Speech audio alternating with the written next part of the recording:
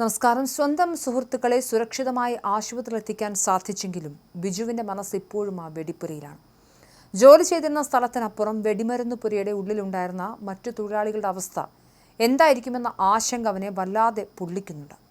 Thrissur medical college ആശുപത്രിയുടെ വരാന്തയിൽ പകച്ചു നിൽക്കുമ്പോഴും കുണ്ടന്നൂർ സ്വദേശി ബിജു ജോസിന്റെ കാതുകളിൽ ആ സ്ഫോടനത്തിന്റെ ഇരമ്പൽ മാഞ്ഞിട്ടില്ല. മരണത്തിന്റെ നിഴൽ വീണ ആ നിമിഷത്തിൽ നിന്നും ഒരുവിധം ഇറങ്ങിയോടിയതിന്റെ ഞെട്ടലിലാണ് ഈ തൊഴിലാളി. വെടിമരുന്ന് നിറയ്ക്കുന്നതിനിടെ അപ്രതീക്ഷിതമായ ഒരു തീഗോളം ഉയരുകയായിരുന്നുവെന്ന് ബിജു വിറയ്ക്കുന്ന സ്വരത്തിൽ ഓർത്തെടുക്കുന്നു. ഉത്സവ സീസണുകളിൽ മുണ്ടത്തിക്കോട്ടെ വെടിപ്പുര ബിജുവിനും കൂട്ടുകാർക്കും വെറുമൊരു തൊഴിലിടമായിരുന്നില്ല, മറിച്ച് അവരുടെ ജീവിതം കരുപ്പിടിപ്പിച്ചിരുന്ന ഇടമായിരുന്നു.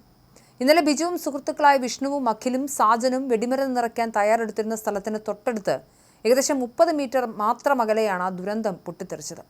കണ്ണഞ്ചിപ്പിക്കുന്ന പ്രകാശത്തോടെ ആകാശം മുട്ടയുയർന്ന അഗ്നിജ്വാലകളിൽ നിന്ന് ഭാഗ്യം കൊണ്ട് മാത്രമാണ് ഇവർ രക്ഷപ്പെട്ടത്. സ്ഫോടനം നടന്ന നിമിഷം തന്നെ ചുറ്റുമുള്ളതെല്ലാം കത്തിയമരുന്നത് ബിജു കണ്ടു.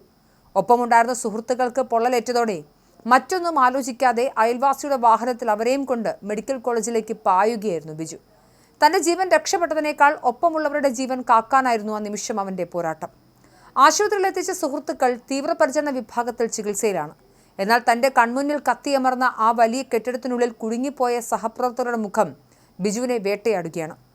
ഉച്ചയ്ക്ക് ഒന്നിച്ച് ഭക്ഷണം കഴിച്ചവരും തമാശ പറഞ്ഞവരുമാണ് ഇപ്പോൾ തിരിച്ചറിയാൻ പോലും കഴിയാത്ത വിധം മാംസപിണ്ഡങ്ങളായി മാറിയിരിക്കുന്നത്.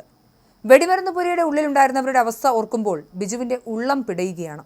സ്ഫോടനത്തിന്റെ പ്രകമ്പനത്തിൽ ബിജു തെറിച്ചു വീണിരുന്നെങ്കിലും മനക്കരുത്ത് വീണ്ടെടുത്ത് സുഹൃത്തുക്കളെ ചേർത്തു പിടിച്ച് പുറത്തെത്തിച്ചു.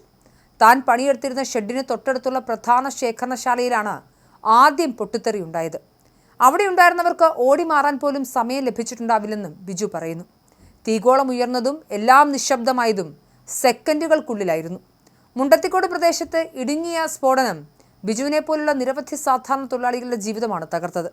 വരാനിരിക്കുന്ന പൂരത്തിന്റെ സന്തോഷത്തിലായിരുന്നു എല്ലാവരും. എന്നാൽ ആ സന്തോഷങ്ങളെല്ലാം നിമിഷനേരം കൊണ്ട് ചാരമാക്കി മാറ്റി. ബിജുവിന്റെ വസ്ത്രങ്ങളിൽ ഇപ്പോഴും ആ വെടിമരുന്നിന്റെ മണവും പുകയുടെ കറയും ബാക്കിയുണ്ട്. ആ കറുത്ത പുകയ്ക്കുള്ളിൽ തന്റെ എത്ര സുഹൃത്തുക്കൾ ഇല്ലാതായിട്ടുണ്ടാകുമെന്ന ചോദ്യം അവനെ വേട്ടയാടുന്നുണ്ട്. ആശുപത്രിയിൽ ഓരോ ആംബുലൻസ് വരുമ്പോഴും ബിജു ഓടിച്ചെല്ലുന്നുണ്ട്. കൊണ്ടുവരുന്ന മൃതദേഹങ്ങളിൽ താൻ തിരയുന്ന മുഖങ്ങളുണ്ടോ എന്ന പേടി അവന്റെ കണ്ണുകളിൽ നിഴലിക്കുന്നു.